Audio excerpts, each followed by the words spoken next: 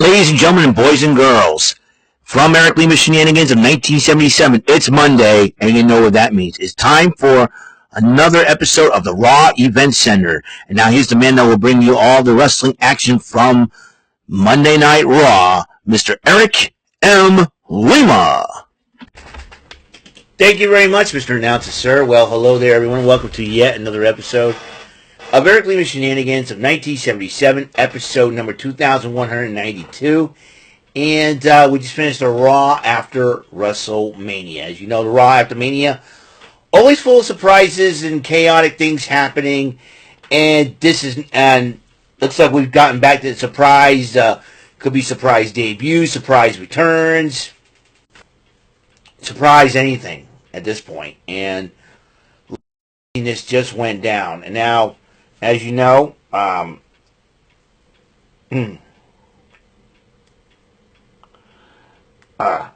excuse me. Sorry about that.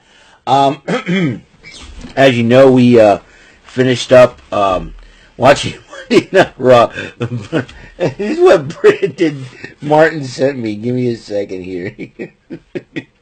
Oh, jeez. Here we go. This is what he said.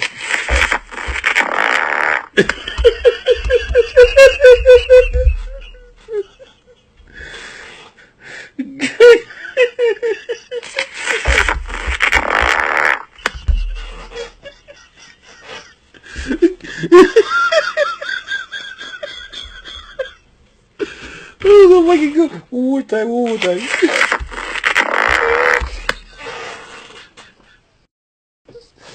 Oh, I don't know if I can keep it up. My stomach's been hurting from laughing all day. Anyway, you watch both as you know what I mean. And if you watch the end of our stream, our live reaction stream that we did from Monday Night Raw, oh my God. I'm so sorry, folks. This was the most hilarious thing ever. Now, Paul Heyman and Seth Rollins arrived at the arena, and John Cena decided to kick off Raw, wearing the title backwards, and basically decided to so the new ring announcer they have, Mark Nash, comes to the ring and announces John Cena as champion. Right? John Cena summons him to the ring, hands him a piece of paper, and felt like the way that he announced John Cena is disrespectful. Dude, the guy is new. What is it, 3 weeks in the company, and you're gonna get on his case? Dude, John Cena is a douchebag, and I've already roasted him on an episode of Lima Don't Play That, episode 4. Check that out. I mean, and then makes him announce Cena properly. And then he addresses the Vegas crowd. He runs his mouth. He tears down Cody Rhodes. He tears down the fans. But as John Cena was talking, he says the all-time champ, the greatest champ, the last champ is here. All of a sudden, Randy Orton rose up from behind, hit Cena with an RKO, laid him out.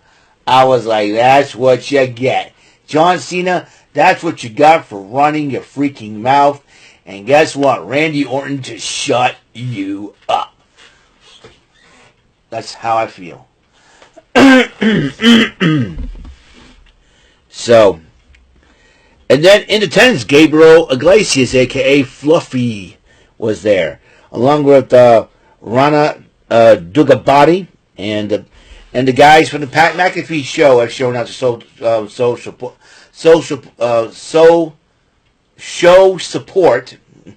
I think show support to their boy, their boss, basically Pat McAfee, and also in attendance, the number one contenders for the women's tag team titles via stand deliver on NXT to kick off show, Tatum Paxley and the lovely, the gorgeous, the bodacious, the curvaceous, the hottest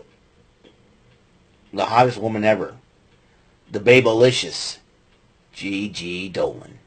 And they'll be facing the winners of the women's tag team title rematch between Becky Lynch and Lyra Valkyria, Lyra 2 belts, as the women's intercontinental champion against the former champs Liv Morgan and Raquel Rodriguez.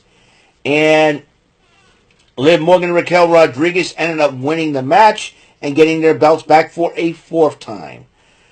And then Becky Lynch was helping out Lyra Valkyria, trying to comfort her, and all of a sudden, she attacked Lyra Valkyria, and then basically walked away. Now it's like it's like who would put the pieces of the puzzle together? You see Bayley getting attacked. Bayley getting attacked. It kind of makes sense. It has to make sense because I think Becky Lynch was just using Lyra Valkyria. And believe me, Lyra will not take this lying down. Becky comes back, well loved by the fans, and she attacks Lyra Valkyria after losing the titles.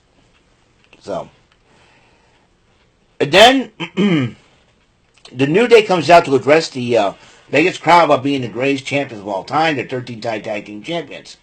And there's no team alive or dead is going to stop them. And then our Academy comes out, and Maxine Dupree goes, why don't you put the money where your mouth is and put the titles on the line? And then New Day goes, you want the belts on the line? Fine. Get a ref out here, we'll do it. And just as they're about to do it, both teams were interrupted by the returning, it's Rusev Day. Rusev returned on Monday Night Raw and basically took out the members of the Alpha Academy after New Day decided to wisely flee the scene. Well, I'll tell you one thing was smarter than that on New Day, but the Alpha Academy did not know what to make of the situation. And I'll tell you one thing, Rusev and Otis in a matchup, that will be a great matchup. We'll see what happens afterwards. Judgment was celebrating winning all the titles, and then Finn Balor confronts and congratulates. What happens in Vegas stays in Vegas, and congratulates Finn Balor. Finn Balor congratulates Dominic, and was very happy about winning all the titles back. But they're not done yet, as Dominic will defend the Intercontinental title against Penta. Meanwhile, Io Sky addresses the Vegas crowd, and as you know, Io Sky became the first Japanese women's wrestler to win at WrestleMania, and she was very happy. She was talking about how, she's the best of all time, and she does her thing with her head. But then the NXT Women's Champion, a title that Io used to hold, under the name of Io Shirai, we're talking about Stephanie Vecchia. And she says, we see who is the best, and I respect you. How about, so I challenge you. But then Io goes, you want to challenge me to a match? I say, yes. And then Adam Pearce, I thought he would be the buzzkiller. He said, you guys and people want to see this matchup? So do I. Let's get a referee out there. So Adam Pearce, Adam Pearce came out, interrupted the ladies. See, wait a minute, we got to make sure, are you sure about this now? We'll talk to the people of Vegas. You guys want this match. Okay, he says. I want it too. Let's get a referee and get the match going. So, these two ladies, this was a great matchup. Contrasting, we got difference in styles. You got the lucha style of Stephanie Vecchia. You got the Japanese strong style, the high-flying skills, also in Japan for Io Sky. These two ladies, when at it, this matchup could have gone either way, but guess what? Roxanne Perez attacks Io and gets Stephanie Vecchia disqualified. Stephanie Vecchia's like, what's up with this? And then she gets blasted from behind by Julia. And then both Julia and Roxanne looked at each other. Roxanne goes over to Stephanie Vecchia. Julia goes over to Io Sky. They start pounding on them until Rhea Ripley came down. And basically, Roxanne Perez tried to attack Rhea. Rhea tosses her out. Julia, smartly and wisely, lives to fight another day. And then Rhea Ripley picks up the women's world title, hands it over to Io, and Io goes, I'm coming. And then she looks at Io and says, I'm coming after that. But she got a huge shiner in that matchup, so. And then Jey Uso addresses the Vegas crowd as the new WWE World Heavyweight Champion. But Sami Zayn is back after over a month of absence.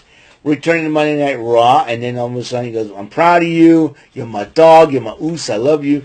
They start hugging, they started doing the yeet thing until Jimmy Uso came out, celebrated with his brother and Sammy Uso, and they did I think it was so cool. It was a beautiful, beautiful thing to see. It was a wonderful, beautiful thing to see. It was great. Jay Uso, big ups, man. Oh, by the way, I'm getting the frosted yeets. That's right. Order those couple of boxes of frosted yeets. All I need now is a spoon, a fork, a bowl, and some milk ready. Once they come in, I'll probably buy some milk.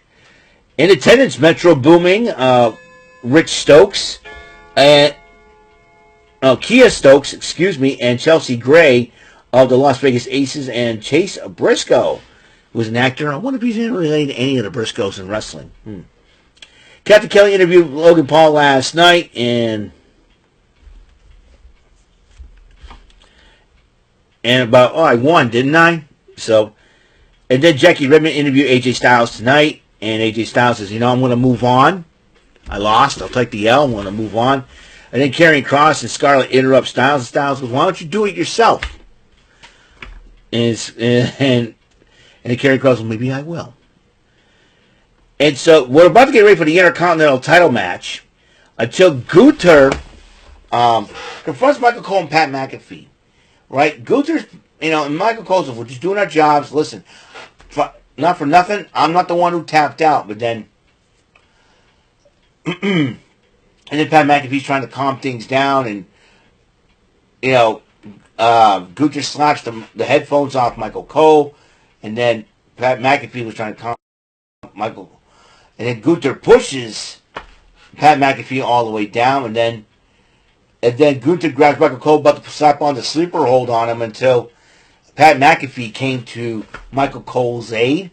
It was a beautiful, it was good until, officials, referees, agents, security, they say, hey, knock it off. Adam Pearce was the first one right out of the gate. And then Gunther went by everybody and attacked Pat McAfee. Got to the point where McAfee's crew was jumping over the barricade, and security, referees, they're all trying to stop them. And Gunther's got this sleeper hold on him to the point where he really rendered Pat McAfee unconscious. And then when Pat McAfee got up on his own 2 feet in power, he looked like he was going to throw up. That's how lethal Gunther really is. And Michael Cole was both checking him on him, and then Joe Tessitore, after commercial, comes to fill in for McAfee. Pat McAfee was escorted to the medical facility, and Adam Pearce was talking to Adam Cole. Cole goes, I'm not going to let no bully stop me from doing my job. I'm going out there and doing my job. And so Adam Pearce is like, okay, gotta respect that. So the Intercontinental title on the line, Dominic Mysterio versus Penta. Everything was fine. Penta was all on his way to winning it until J.D. McDonough made his return, shoves Penta off the ropes. Dominic Mysterio takes advantage of it and wins the matchup. Meanwhile, Liv Morgan and Raquel Rodriguez return to celebrate.